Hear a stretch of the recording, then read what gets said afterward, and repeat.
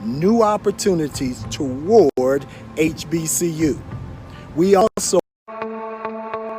hello, my name is Jonathan Hollifield, Executive Director of the White House Initiative on HBCU.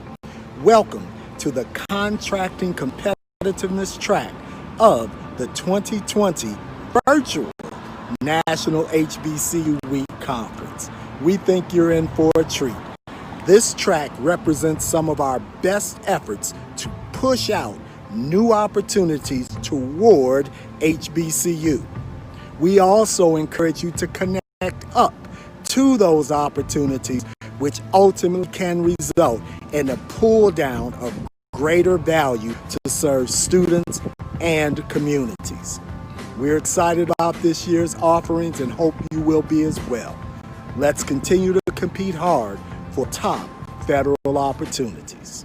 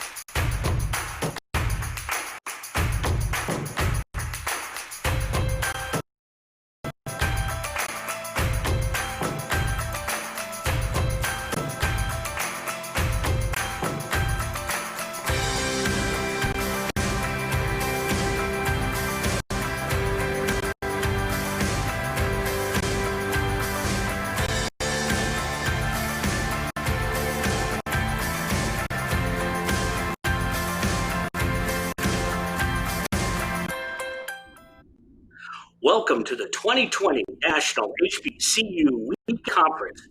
To start off the contracting cluster workshop track session 3, please welcome the MSIRPC Chair, the Assistant Vice President of Research and Sponsored Programs at Dillard University, Mr.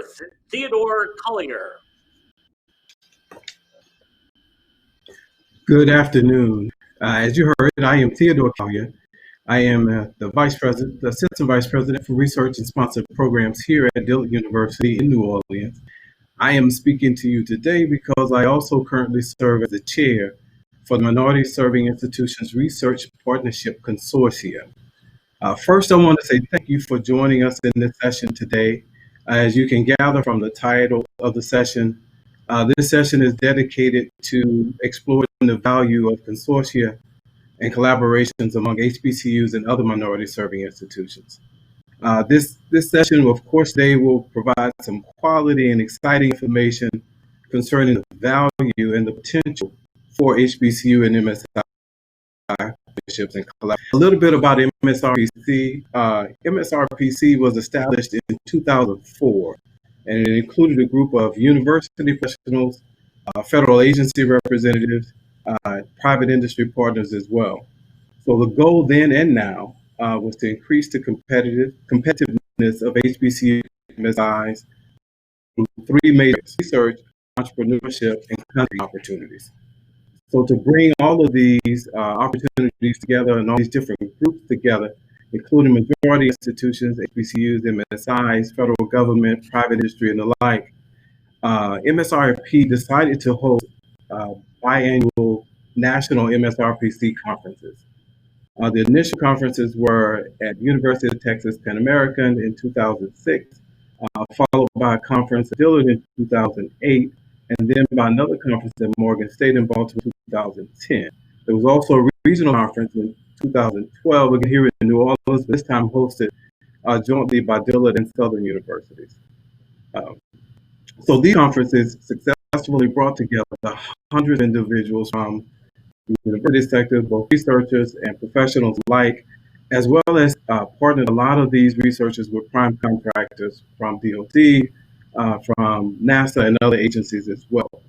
So from these conferences also came forth a good number of success stories relative to how these institutions can collaborate together.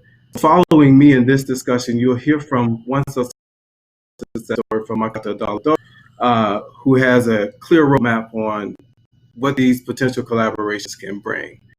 So with that, I'll say thank you for joining this session for us today and hope you get some really valuable information.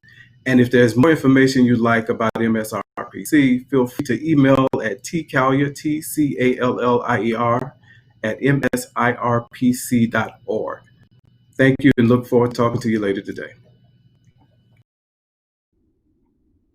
Please welcome the Presidential Professor, Dillard University, Dr. Abdullah Darwish. Yes, hi. This is Darwish for Dillard University. I'm trying to see where is the slides. Sorry. Okay, next slide, please. Yeah, here you go. So today we're going to talk about success story. And our success story, actually, it's about establishing multi-million research infrastructure for fabrication of non-composite thin film for optical, chemical, and biosensing material. The real story, it's not about, the infrastructure more than about the students who train on these infrastructures and got well qualified undergraduate schools. And the story also about the champions who championed us, who trusted us to do that. I was at Alabama A&M where we graduated many PhD students. In 1998, I joined Dillard University to establish a center for optics and laser material for undergraduate students. And sure enough, next slide please, in 2005, Hurricane Katrina hits New Orleans and we lost everything which we built since 1998. Next please. So I like to, next please, next slide. I like actually start thanking the champions who lead this recovery effort, and started with Mr. Ed Lee. Ed Lee has a big hand actually for rebuilding this infrastructure. Miss Kent and Miss Huff and many program officer. I listed all of them. I hope I didn't miss anybody. So next, please. This is Dillard University now. And next, please.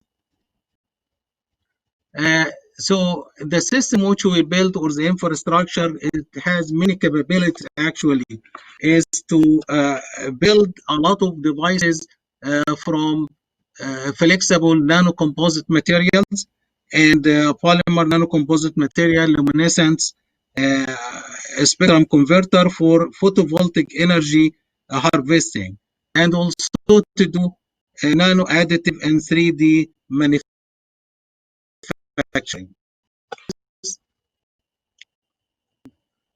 So this is a flow chart actually for the infrastructure we have and the workflow in our labs. Next slide.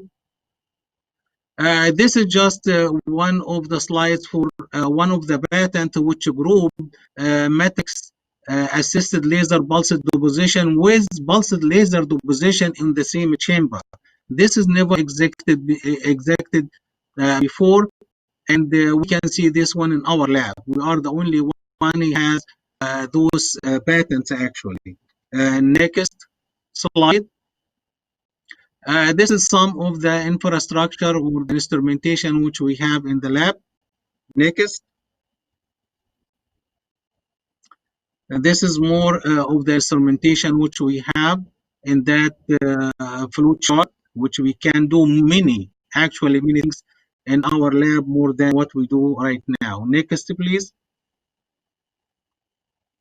Next.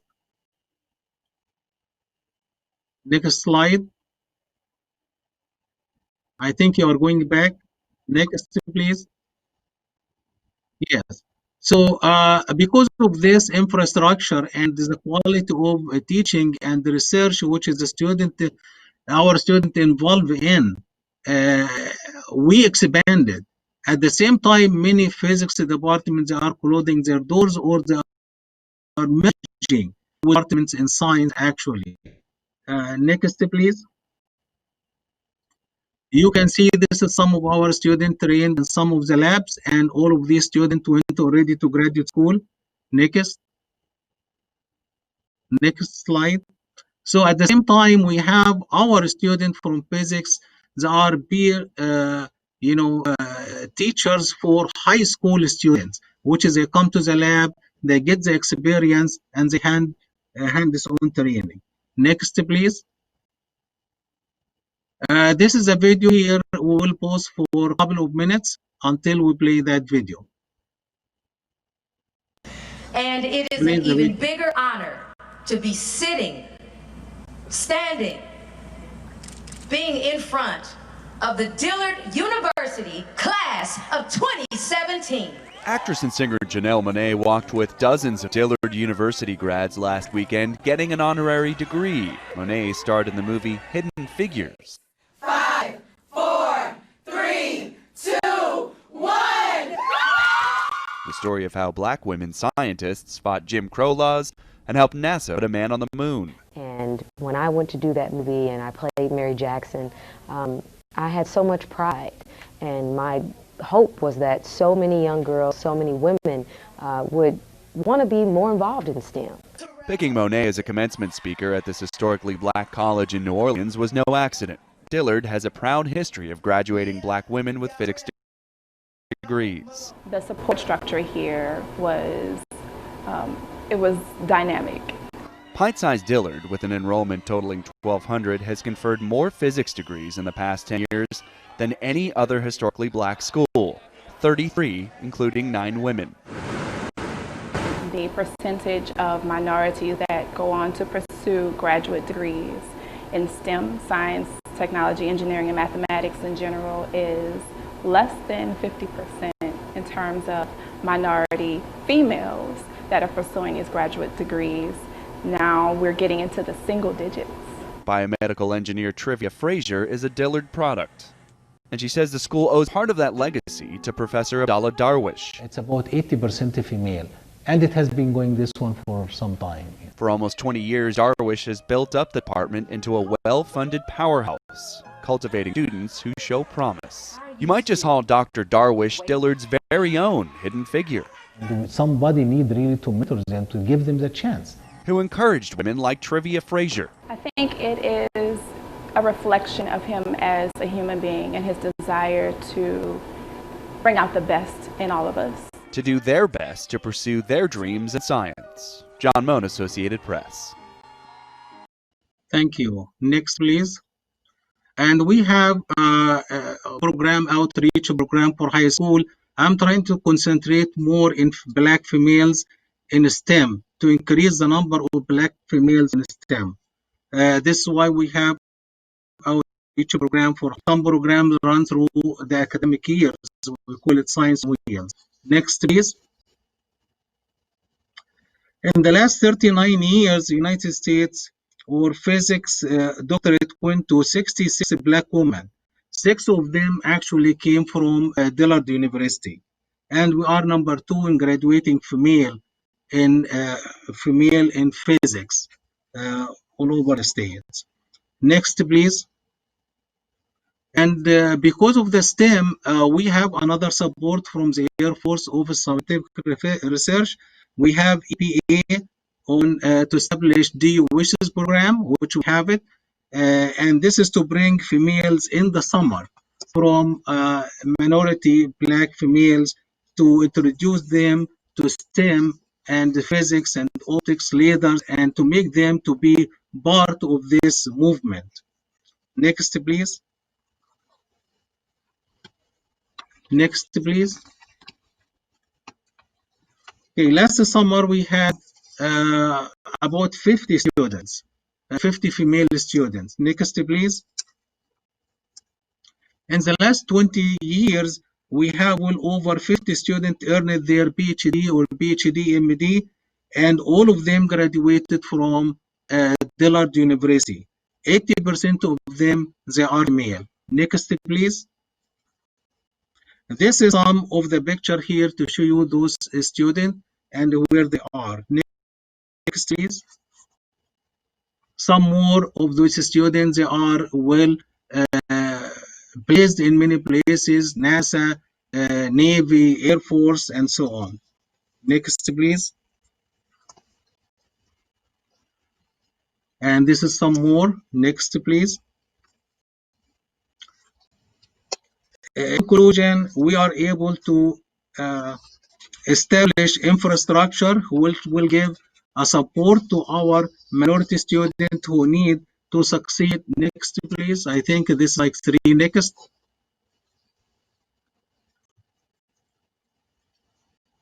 And they are able to establish this.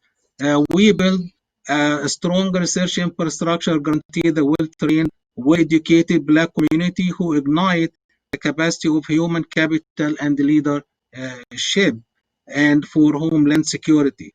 Working for a purpose every day. It's not how much you take, rather how much you leave behind when you go. We build the legacy here at Dillard University for generations to come. There is more slides. If the slides will be available, I attached more slides about the patent, which we have, just in case if someone interested for commercialization of our patent. Thank you. Questions?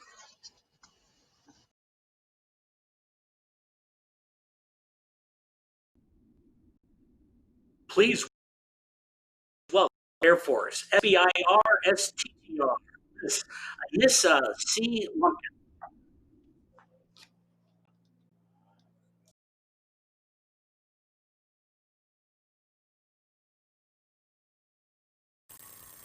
Hello, and thank you so much. Thank you to Dr. Collier for having me today. I represent the United States Air Force, our Small Business Technology Transfer Program. Again, I'm Anissa Lumpkin, and I'm the lead program manager for the Air Force Research Laboratories SBIR and SITR program.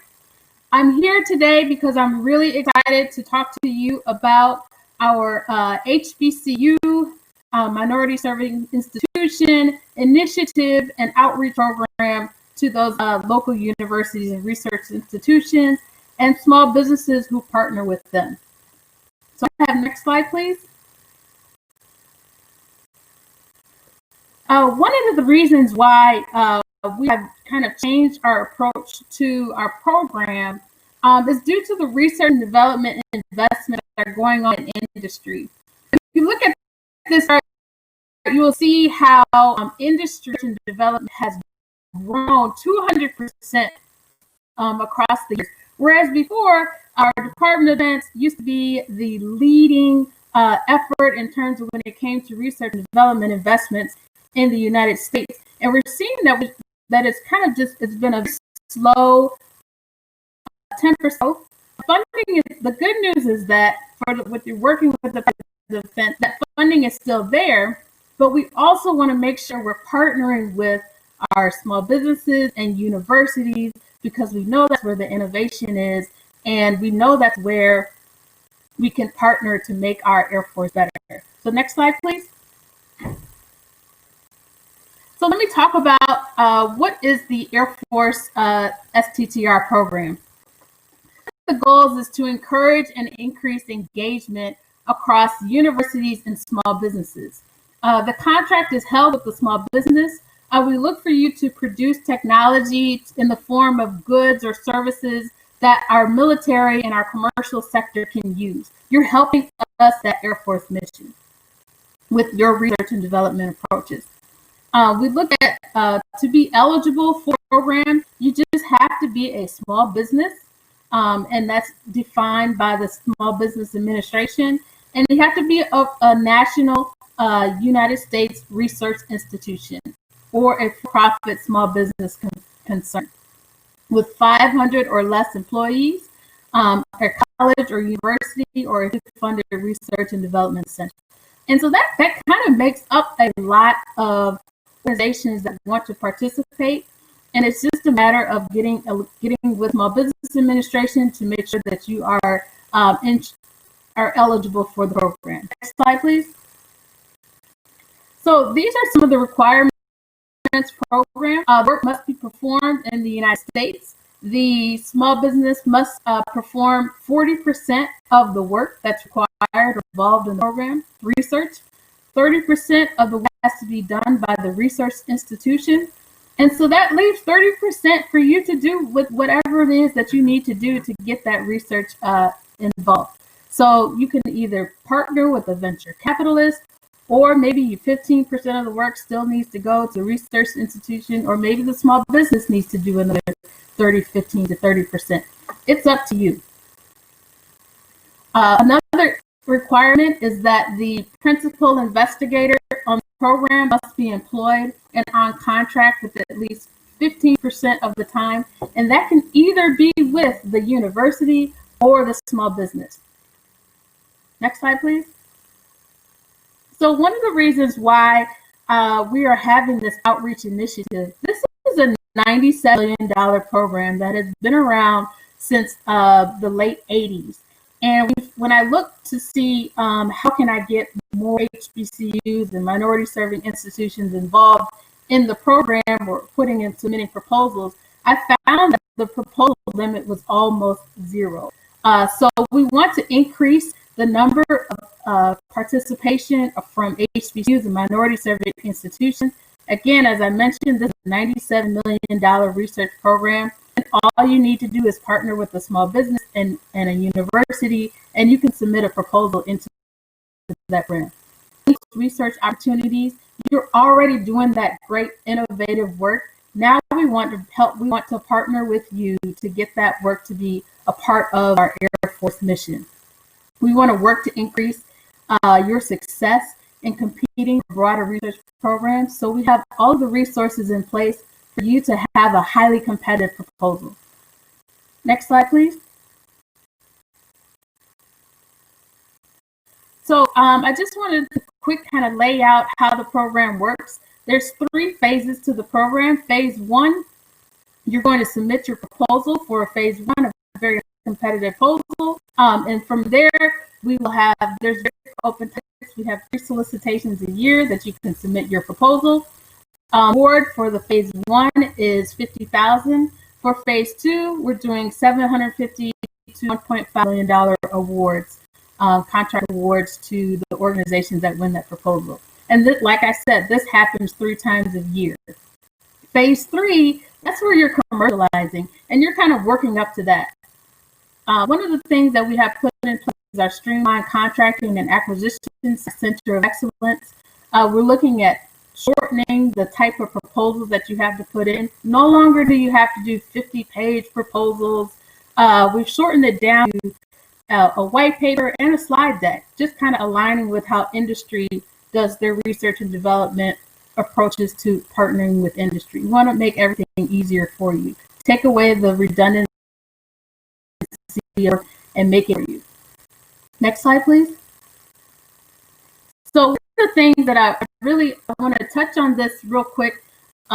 If you've been involved with the SBIR and CITR program and asked with other organizations, they have more traditional SBIR topics, or you have a feasibility study, you do $150,000 awards for 9 months. The big difference with the Air Force's new open topics is that we leave it wide open. Whatever research area that you're involved in, we want to hear about it from you. It's almost like being able to submit an unsolicited proposal. So we're looking for your non-defense commercial solutions to adapt to Air Force needs.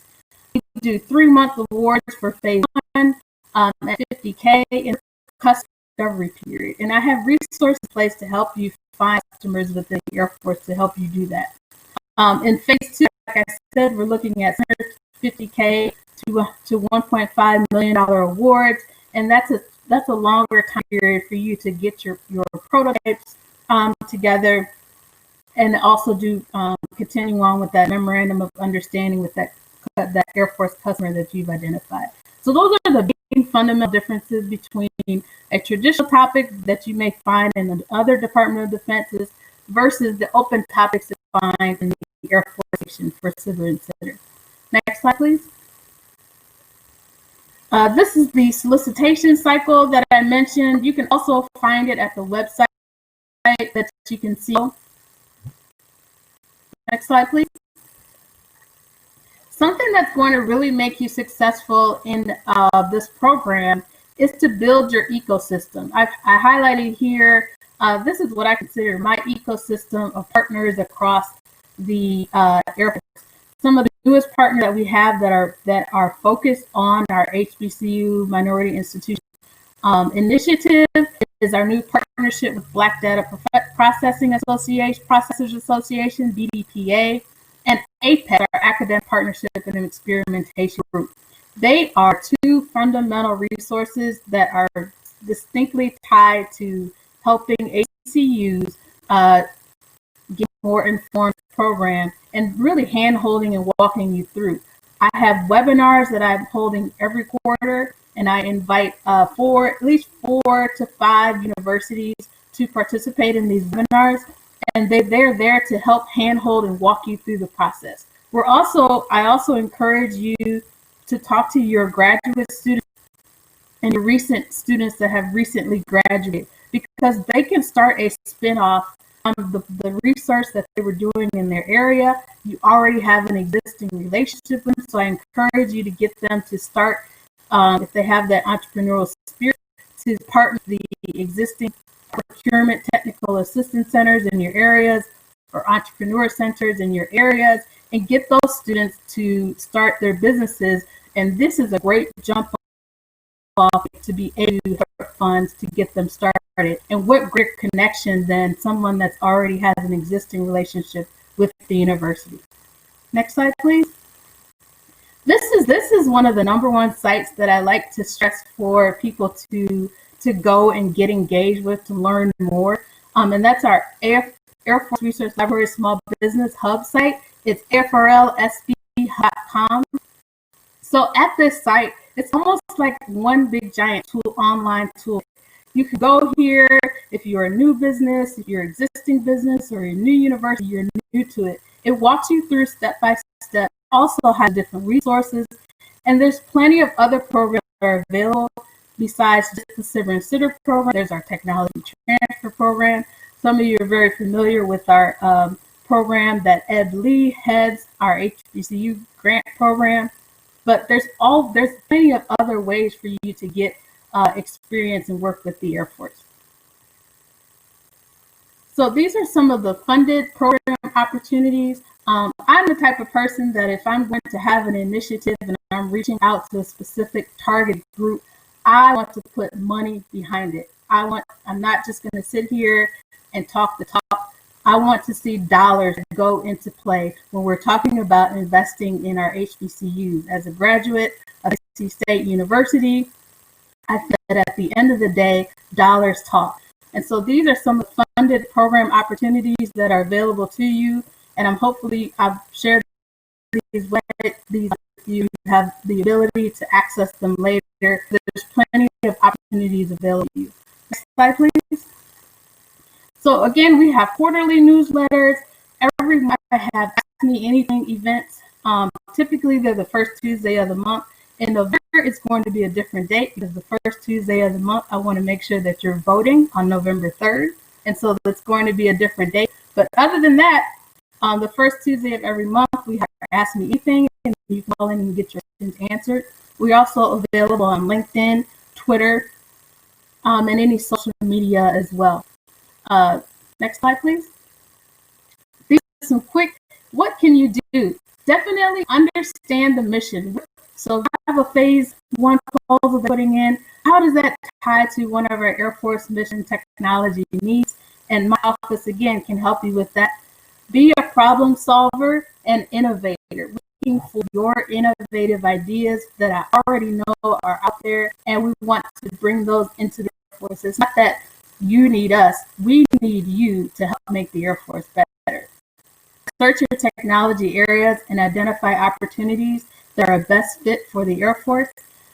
Submit those proposals, please, and align them to your core business strategy or the core strategy within your organization. Take advantage of all of the resources that are available and build that network of Air Force contacts. And so hopefully I'm your first stop when it comes to connecting with the Air Force and building that network.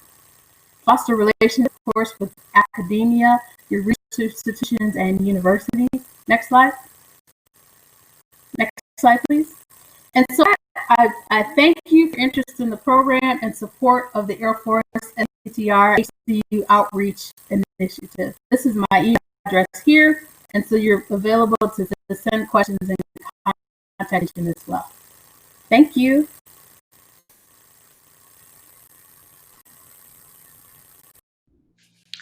Please welcome the Chief Operating Officer of the American Heritage Defense Corporation, Dr. James A. Babuni.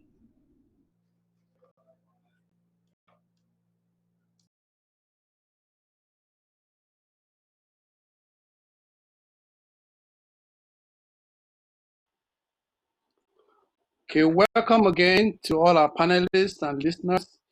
Welcome to this segment of the program. I mean, you have had some wonderful things.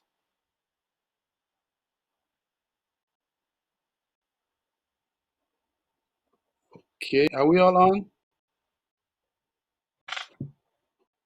Okay, we hope this session will be worth a while. You could have been anywhere else, but you're here with us. We appreciate that. Before I go any further, let me lay out the format of this discussion. We have an outstanding roster of panelists, so I will begin by having each of them take a minute or two to introduce themselves, the background and context of the remarks that they will be sharing with us today.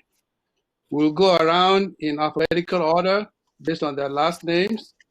After this, I'll be asking each of them specific questions to elicit responses that address various aspects of our discussion. I realize that time management will be a challenge.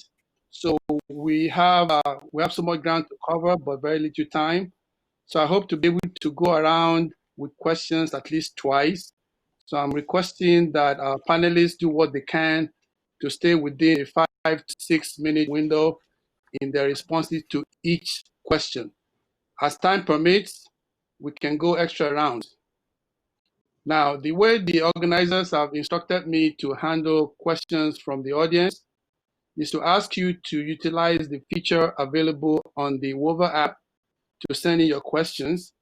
All your questions will be compiled and answers will be provided by close of business on October 2nd.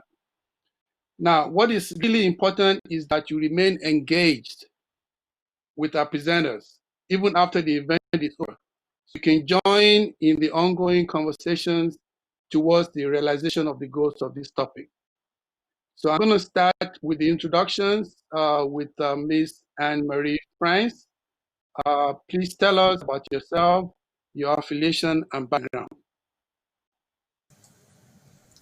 Hello, and good afternoon, everyone. My name is Anne-Marie France, and I come from MITRE Corporation.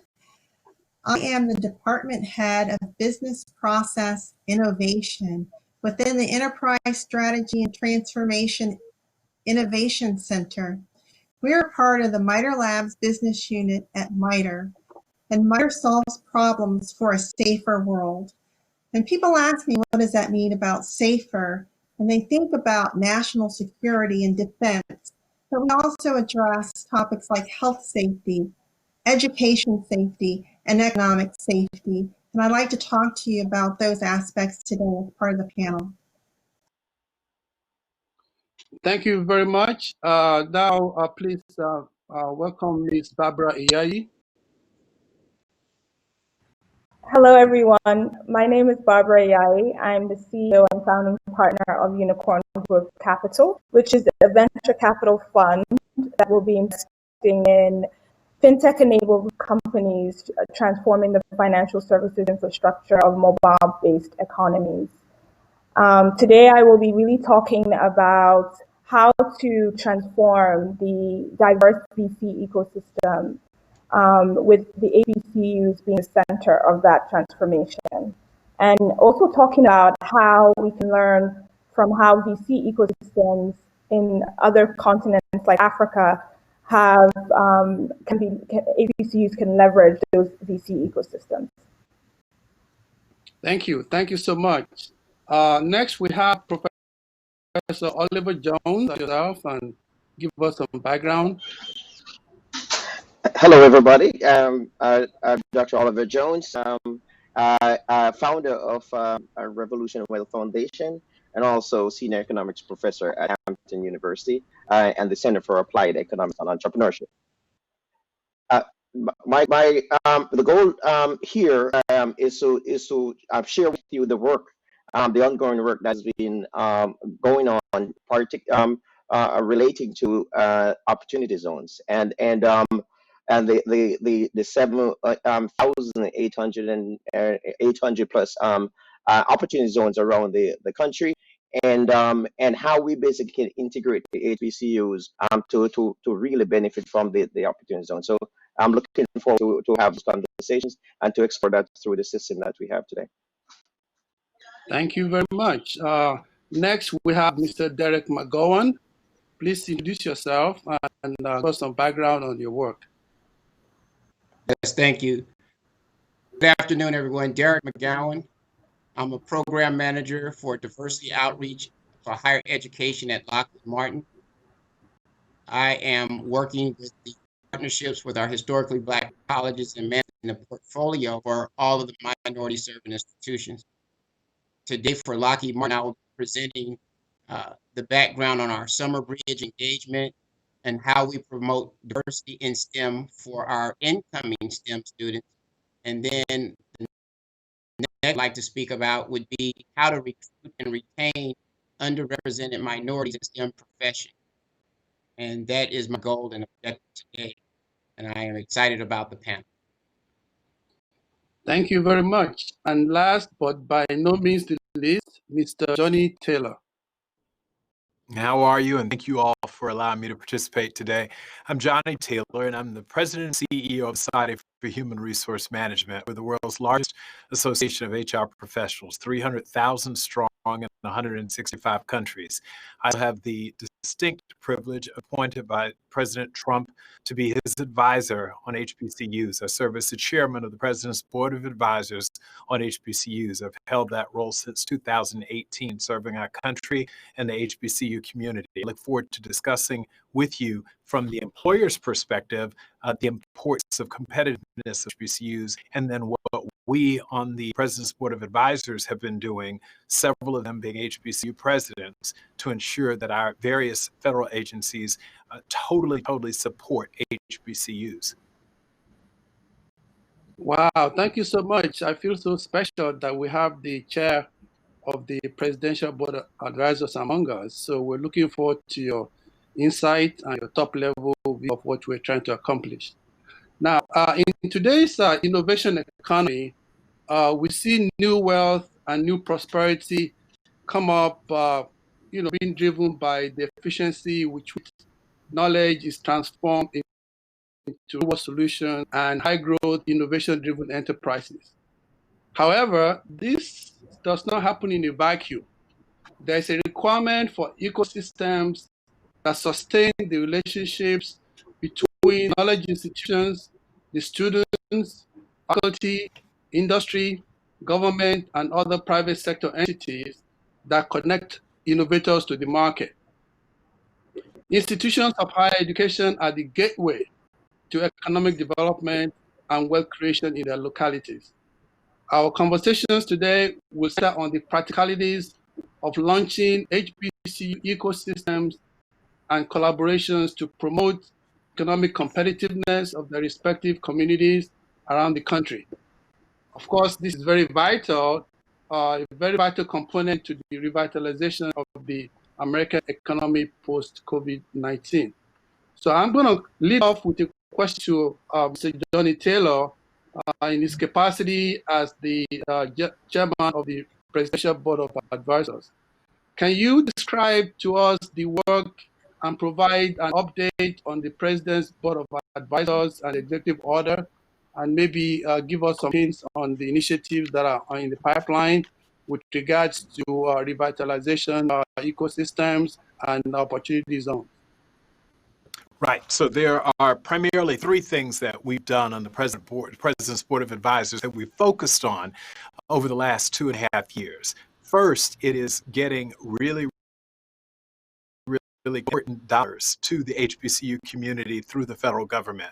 We've worked with the White House and Congress, both houses, with the Senate and the House of Representatives, to ensure that HBCU funding was returned to the levels and in fact exceeded the levels that they'd had in recent years. So our first and foremost, the priority was around that. Secondarily, we said, but almost as equally as important, was to ensure that we were having all of the federal agencies commit to doing business, if you will, with HBCUs. And I know many of you are academics, but in the traditional sense, our job is to ensure that you, as HBCU leaders, participating in the global economy being that of the Department of Defense, the Department of Agriculture, the Departments of Education, et cetera.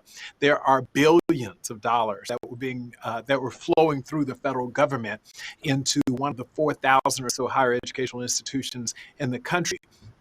We wanted to ensure that the 101 HBCUs received a good share of that, and I'm pleased to say we've been quite fortunate. The third area is programs that would ensure that once a student graduated from an HBCU, so we want to make sure that we are participating, that they either had job opportunities within the federal government or within the private sector. And in some instances, they'd start in one with a specific intentionality. So in the Department of Agriculture, they oftentimes wanted HBCU graduates to work in industry for a while, John Deere, Cargill, name it, and then sells back such experience back in the federal government. So we were being very intentional about ensuring that HBCU students and their faculty understood how to navigate pathways to the federal government. That's what we're doing programmatically that directly would put money into HBCUs and HBCU students. Then we said, what about the communities in which HBCUs sit? And that's where our opportunity zone work was really a big play. As I said, and this is not a political discussion for me. I'm clear to say, vote for whomever you want. But in this particular past 2.5 years, this administration created the whole concept of an opportunity zone. And that is for very wealthy people who have capital gains, because you gotta have money and have invested the money in such a way to create capital gains, not ordinary tax gains from your income, but capital gains, and put that into the parts of the country that were not being invested in. Lots of those parts of the country, as my fellow panelists mentioned, there are about 9,000 opportunity zones around the country. A number of them, almost more than half of them, have HBCUs within their opportunity zone. So these are special funding mechanisms, special tax credits where they're tax advantaged, I should say, so that investors can put money back into our communities, and specifically in HBCUs. And I'm going to wrap with this. An example of it, for example, is right now Stillman College is an example of a university that has now partnered. You want to talk about partnerships, public-private partnerships, to bring jobs to the HBCU community, graduates and the people in the surrounding community. So it's been a big job. We want to make sure we brought institutions money, but then when those students graduated, they had opportunities either as job seekers or job creators. But thank you so much. You've mentioned some concepts that maybe our listeners might not be familiar with. So I will come back to that in terms of getting some of you to explain all these terms in terms of opportunity zones and ecosystems and all that. But for now, I want to go to Ms. France from MITRE to tell us how MITRE leverages HBCU consortiums to seed the ecosystem for innovation. Yeah, thank you for that question. Yeah, thank you for that question. MITRE is a recent board member of an HBCU consortium advancing minority interests in engineering, AIME. And through this consortium, which consists of, it takes the whole of HBCU approach and combines the 15 HBCUs with accredited engineering schools and allows teams to partner and connect with industry and government. MITRE is excited to be a part of the board, and through that relationship, we have been able to reach out to the HBCUs with engineering schools and provide a program called what MITRE calls Threat Informed Defense Program. And in this program, MITRE is able to freely share our knowledge and expertise on a cybersecurity framework, the attack framework, and share that and teach it to students and faculty, prepare them with the leading edge capability in cyber threat defense, where we have a framework that describes known threat actor behaviors so that organizations can simulate those behaviors against those attacks, against their networks, and then defend against them. And so on the defense side, MITRE has a complementary tool to attack called Caldera, which allows us automated threat simulation and defense practice. We have been putting on, through a whole of HBCU approach, programming with hands-on lectures and seminars to more than half of the HBCU schools with cyber interests to reach those students and teach them in a collective manner.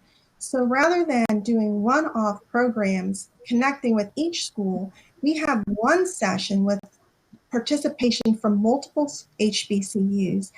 And that approach in itself, it scales, and it allows connections and bridges from faculty and students from those universities to understand their approaches and their learnings and perceptions of this innovative and forward-leaning approach to technology.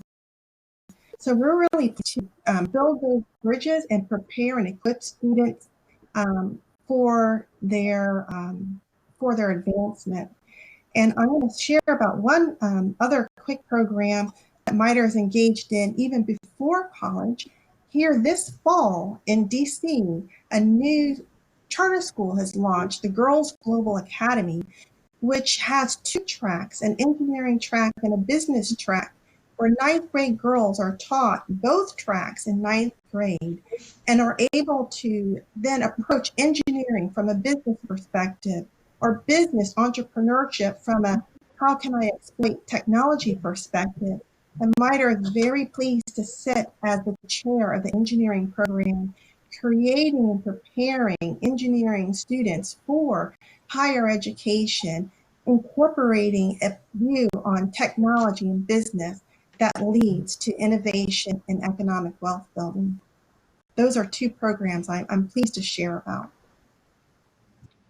Thank you so much. Talking about bridges, I'm going to segue to Mr. Derek McGowan to tell us how Lockheed Martin has built a summer bridges program for diversity in STEM. Thank you, sir. And so, speaking about how we did it, we first at Lockheed Martin, we had a reputation of doing like many other companies about. We thought it was a good thing to go to our HBCUs and ask for the best and brightest students. But what we found that was a horrible approach to a partnership when we had no investment into the best and brightest. How could we go in and ask for the best and brightest? So what we did is partner with our HBCUs to have a holistic approach. And we wanted to optimize the collaboration by saying, let's do something simple exceptionally well. And in that, we were able to reach these incoming students before they arrived on the HBCU campus in the summer bridge programs. And so how that worked is we had to build a level of trust and a level of respect with the students, but more important with the deans of those programs. And just like MITRE with our partnership with Amy, the deans invited us to their campus to start helping in the summer bridge area. Not aware of summer bridge, that is taking students that are STEM interested and putting them through programs and summer workshops and invested in those students to heighten their interest and also open their aperture on what STEM really can be and really could mean. So we were able to, over the last 3 years, impact over 6,000 students in STEM boot camps across our HBCUs, all the way ranging from the MITRE program at Tuskegee, first generation program. There are several programs in all the HBCUs that have the talented students and corporate support.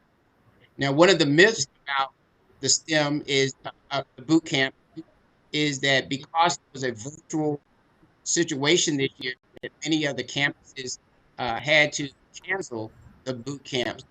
But what the HBCU did is adapted to the current environment and created a virtual study zone for many of the boot camps. So we were able to fund and support in a virtual situation this year, still engage students from this new platform.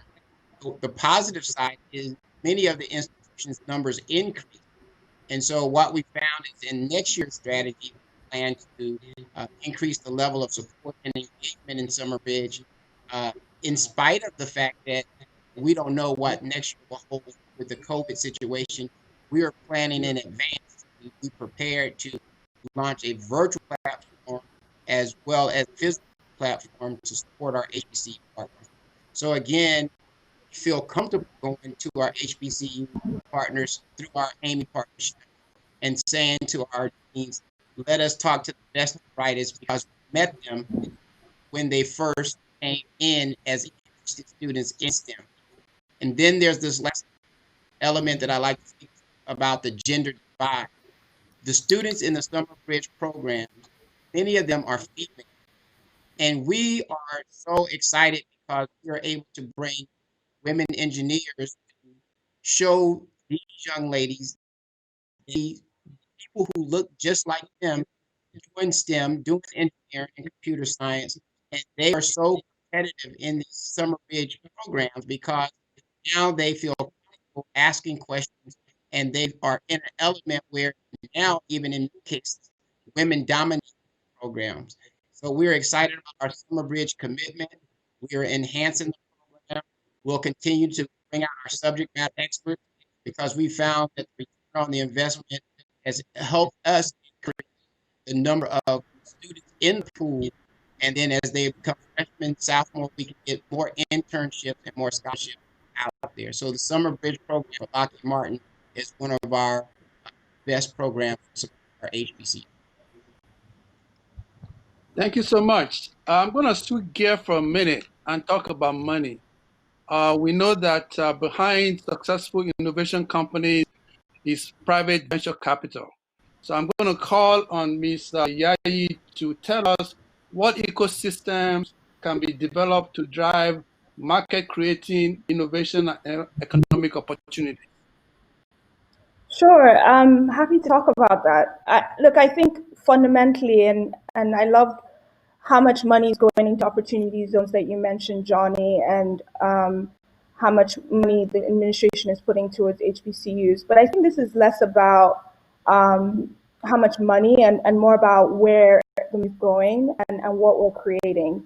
Because as we know, as we speak, less than one of Black founders are getting venture capital funding, and only 1% of the private equity funds in the country are being managed by African Americans and Latinos. So clearly, wealth is not being created. We're seeing a huge amount of wealth being created in the tech sector with venture capital, and diverse and African Americans are being excluded from that wealth. And that's gonna be another big problem in the next 10 years. And so for me, I believe HBCU should be the center of diverse venture capital ecosystem. And they should be, and in multiple ways.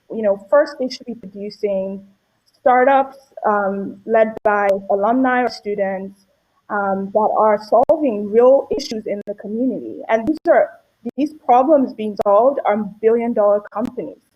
And they should be given a leg up by the HBCUs. My fund is investing in diverse founders. We do that not because of any other reason, but because they solve really big problems, and we can make a lot of returns from those type of founders. And the second thing is the HBCU should be connecting to the venture capital funds, the angel funds, the accelerators that are providing that can provide support to these Black founders and to these ecosystems. And the endowment, the HBCU endowment, should be very much involved in investing in venture capital funds and connecting venture capital funds to the students and the alumni. And so this wonderful, circle of money through the venture capital ecosystem, like Black Wall Street was created. And you can create that in venture capital. But we need to have that willpower to do that and not just focus on money going to HBCUs and creating wonderful engineers and wonderful students, but helping them create wealth that's actually happening, and Black Americans are not a part of that. And then the last thing I would say is around having a leg up, right? Around financial inclusion. So not only are people, getting educated and everything, but they need to also get financially included. And that takes technology. So for me, I've been focused on fintech. I've been investing in fintech companies because these digital companies are actually providing innovative ways to get these communities financially included, whether it's accessing mortgages, accessing student loans, accessing jobs. And we need to create opportunities for students and alumni to be building these fintech-enabled companies so that they can actually be solving problems and create more economic opportunities for the community. If I can quickly back that up with a follow-up question, how can this ecosystem be implemented, in your opinion? Yeah, so I actually think you have to be creative. You create a digital system. We invest in digital companies that are doing multiple things. And they're creating digital ecosystems by themselves. So you can actually create a digitalized ecosystem that includes students and alumni, venture capital funds that invest in these students and alumni, endowments and LPs that invest in the venture capital fund, and they can all be connected, right? And one of the key things about these digital ecosystems is you can actually provide infrastructure, technology infrastructure for the startups and give them a leg up so that they can actually be competitive when they build their startups.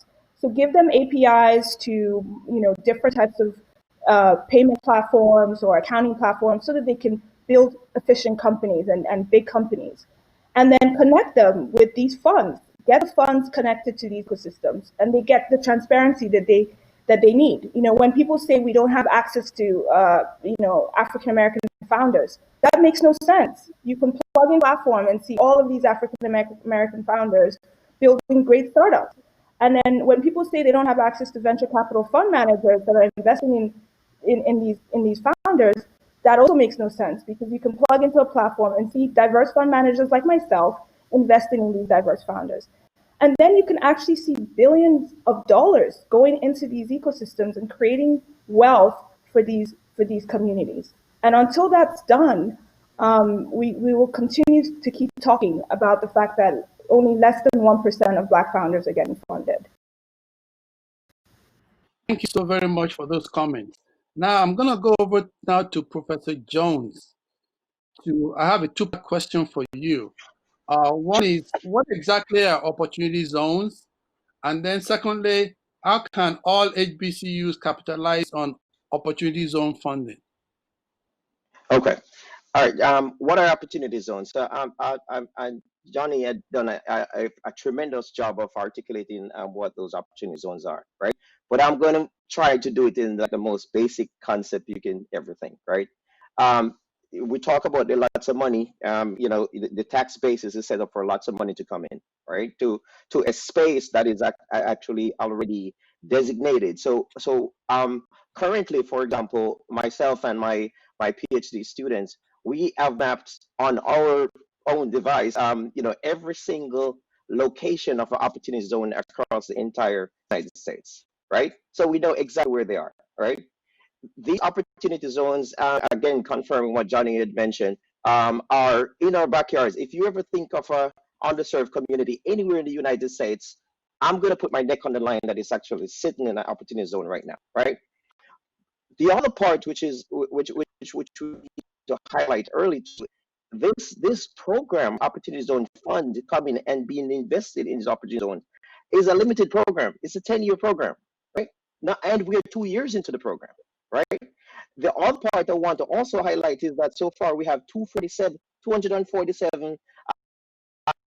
funds essentially to pull money into the program. And already with the capacity of 56 billion is already coming into the program. So think about what I just said. There is a incoming or have reached 57 billion that must be spent in the areas that the people, the underserved communities in which we are, is coming into, right? And so we're now seeing even, we're seeing articles that black-owned businesses are still not getting access to all this incoming money that is coming in now, all right? So we basically are designing a 10% goal to get access to 10% of that already here capacity and have that focus on the programs that we're talking about. So now we're talking about 5.6 billion in programs that are actually here now, right? So in terms of the resources, it's here.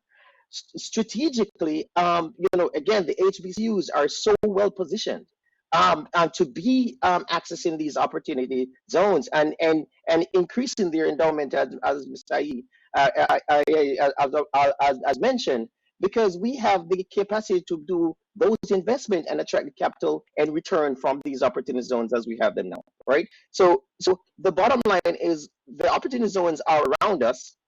There's a lot of capital that is flowing in, must be spent. And if we were not deciding what to spend it on, somebody's going to spend it and not us, right? So that's the basic point. And it is so need right now to not just as a individual HBCU, from a systemic design to take advantage of this moment that is here now, right? We don't have time to play around with this opportunity, because this moment to do this is right now. We can then leverage a 5.7 billion against some of our good friends like the Lockheed Martins or the HBCU funds or the federal government, helping us to basically leverage that capital to be investing and reinvesting into our existing zones. Do you have any comments on exactly how HBCUs can capitalize on these opportunity zones? Absolutely. It has to be systemic, right? What we've been working on, we basically and when I say we, this is years in the work, right? The research, the design, the pre-implementation systems designs. We basically have developed a model that can basically adopt. We're targeting to adopt 120 HBCU MSI as a part of this strategic investment approach, and we have to.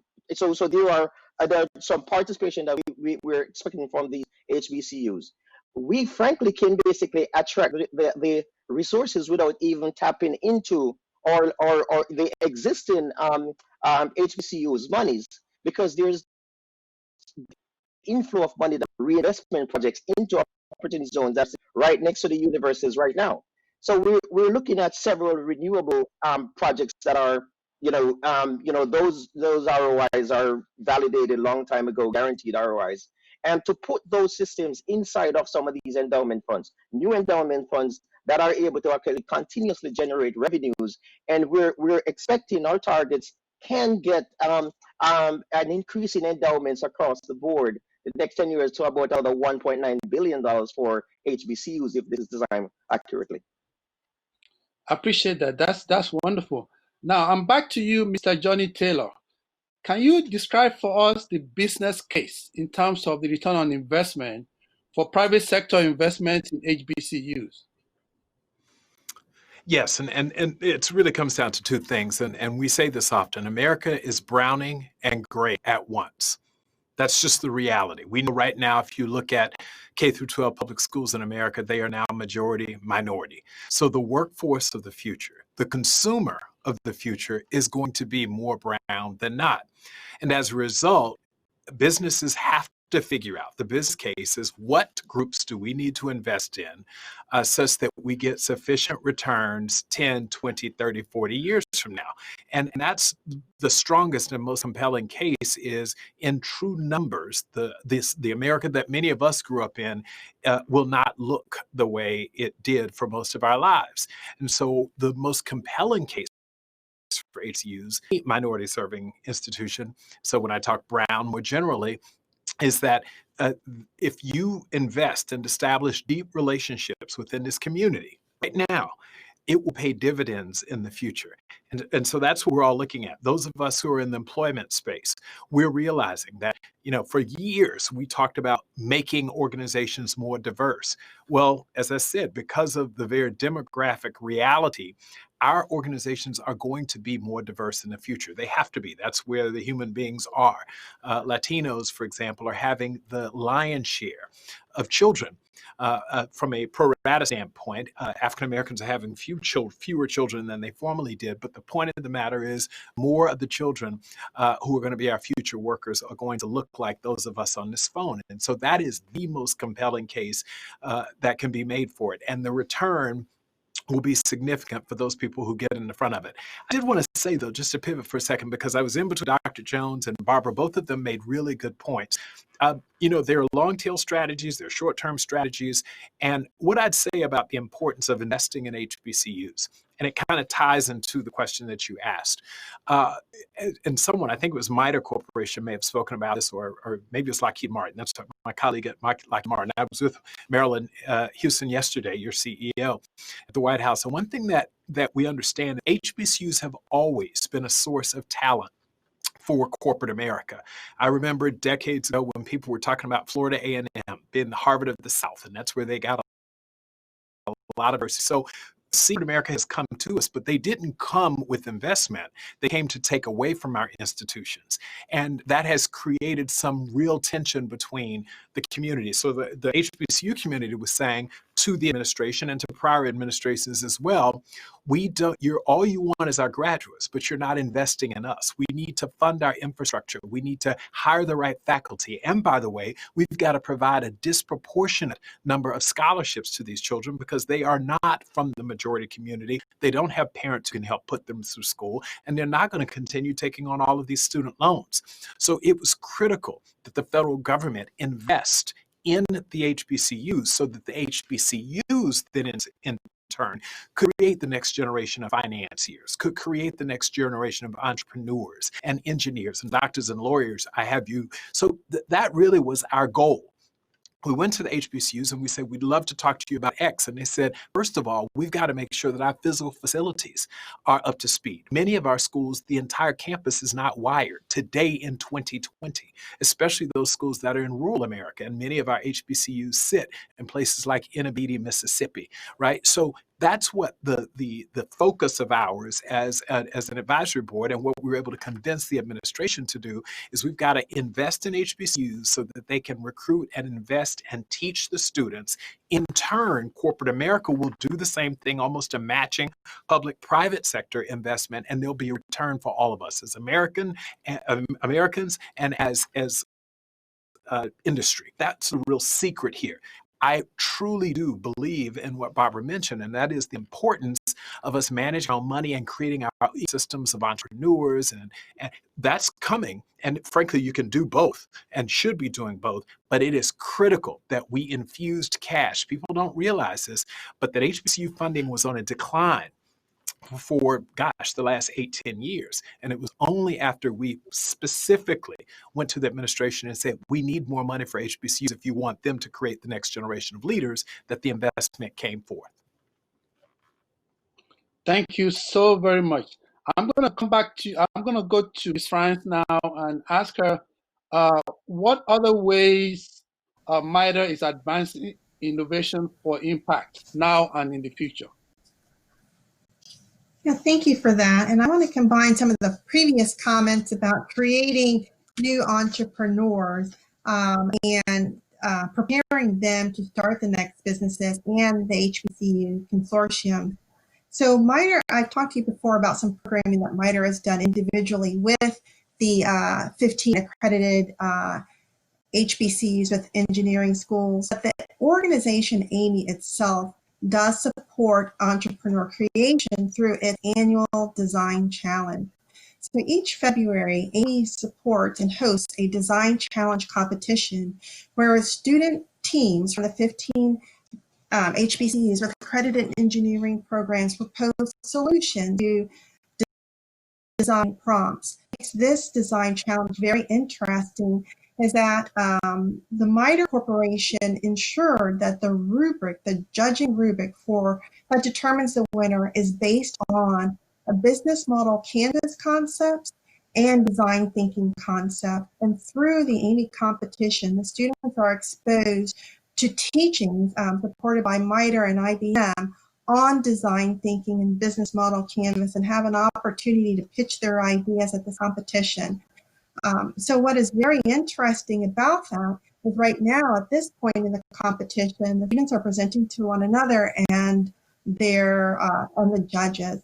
But I can envision one day where the competition will be held in front of investors or enablers, incubators, so that these design concepts produced by HBCU students are harvested, funded right through the competition, so that one day these solutions may be a household name for their product or for the companies that they spawn from these organizations. So another time where cooperative whole of HBC through AMY is positioning for economic development. Thank you so much. My next question is for Mr. Derek McGowan. For a company as large as Lockheed Martin, how did you build a highly successful award-winning HBCU strategy? Well, the first thing we have to do is admit that we were not doing it the right way. Many times companies as large as Lockheed get stuck in this is the way we've always done it and this is the way we're going to continue. So we had leadership that said, hey, let's look at this differently. What our attitude had to become is let's stop trying to get HBCU students to the company, but through the company. And what I meant by that is let's not focus so hard on building a strategy to attract and recruit, but not try to show a pathway to leadership and management and other areas beyond recruiting. So that is a part of the success, how we got our strategy off the ground. But like Johnny Taylor mentioned earlier, we could not do it without a leader who said this is important. And then this leader had to let other leaders know that I'm going to hold you to or accountable to the success of this whole program. So we had to go back and do cultural sensitivity training to our hiring managers because many of our HBCU students in interviews came across not as they were polished, but they were more asking questions versus being comfortable and confident in their skill set. So through a lot of the development and a lot of the training we were able to do on the campus, our strategy started working. Our hiring has gone up over 300% in the last 5 years for our HBCU students. We've been named the #1 top supporter for HBCUs for 6 consecutive deans, and even to the point now, the engineering program has rolled over to accounting and finance in the corporation, and we're now adopting the strategy for our engagement in the engineering and STEM side over to the business and finance side.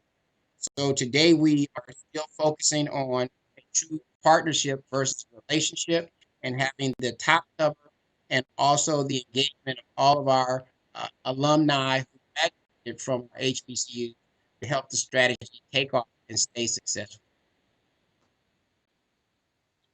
Thank you so much. My next question is something that we don't hear enough about, and I'm glad we have somebody who can address that for us, because every now and then we read about the fact that the fastest growing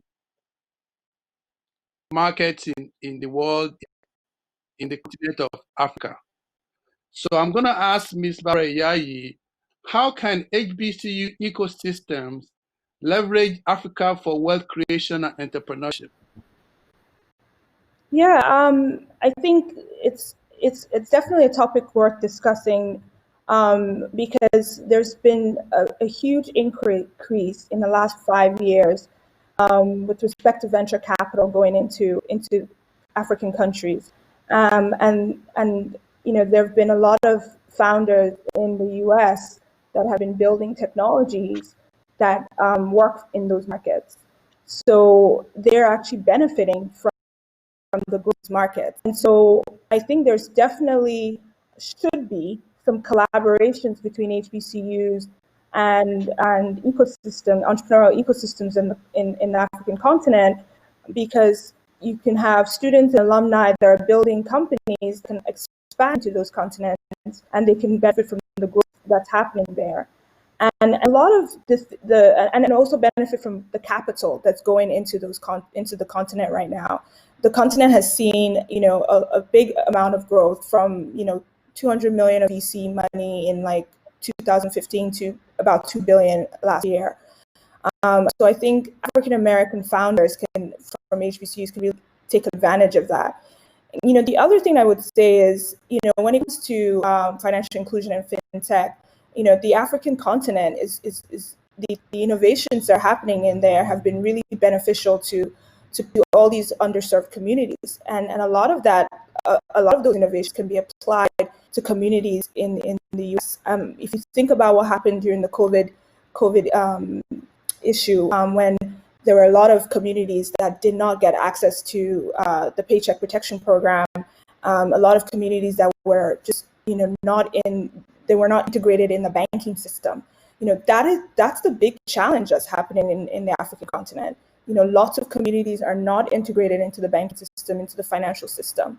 And people are using innovative technologies to solve that. They're using alternative data, they're using APIs, they're connecting ecosystems across other sectors, e-commerce, logistics, what have you. And they're bringing everyone and including everyone into the digital ecosystem so that they can get access to financing and financial services, both on a business level and on a consumer level. And I think a lot of those innovations can be applied to communities in the US. When I heard that certain communities were excluded from the Paycheck Protection Program, I said, why weren't they digitally connected?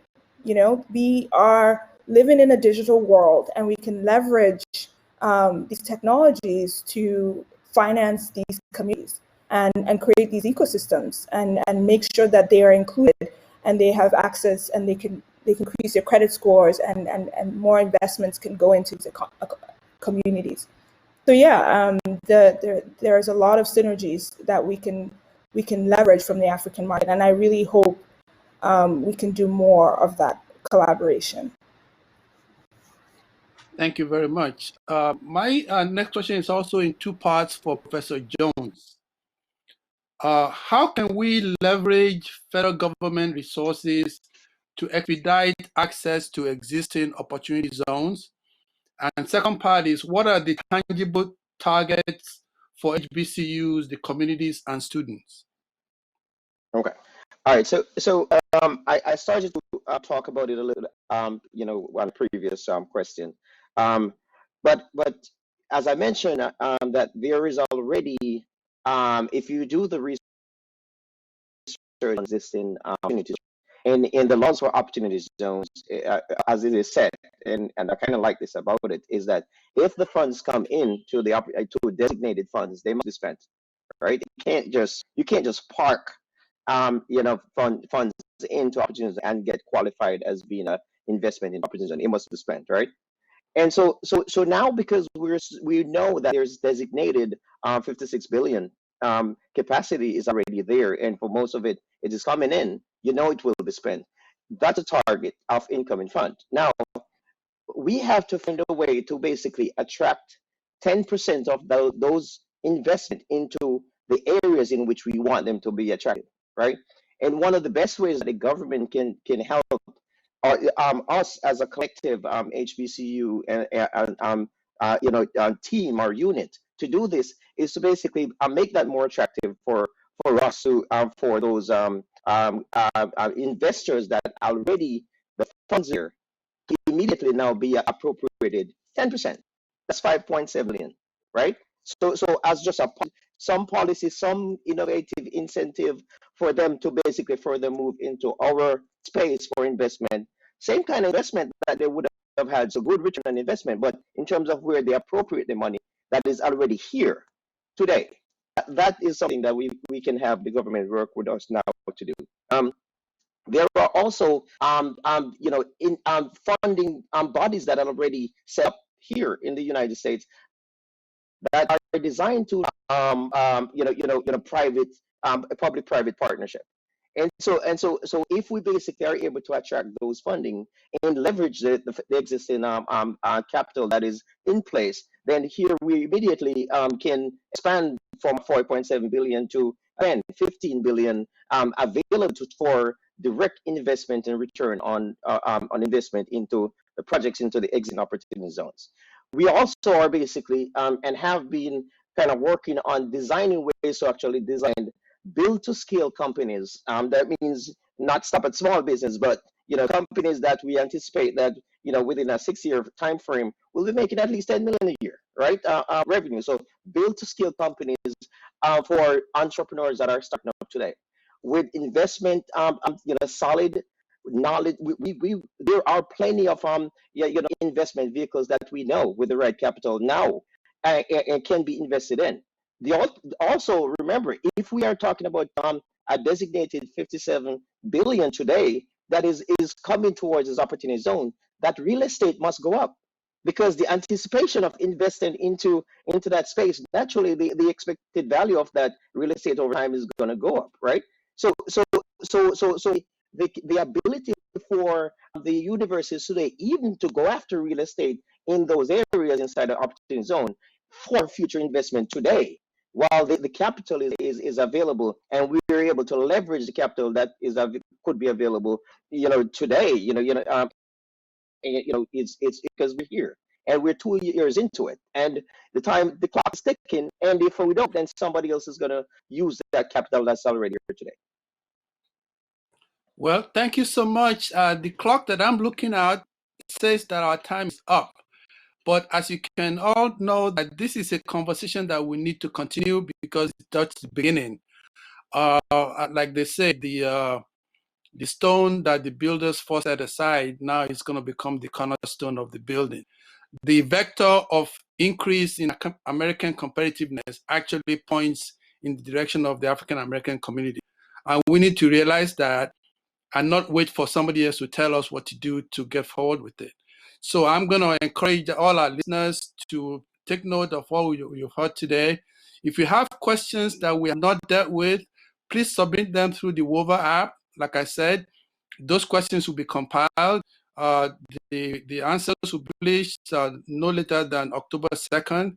And I wish we were in an auditorium where I could hear the applause of the audience for all our panelists, for the tremendous information that they've shared with us. We have some of the brightest brains, in front of you, telling us the various aspects of how we can launch, ecosystems among our institutions, among our communities, and actually ride the current wave of innovation.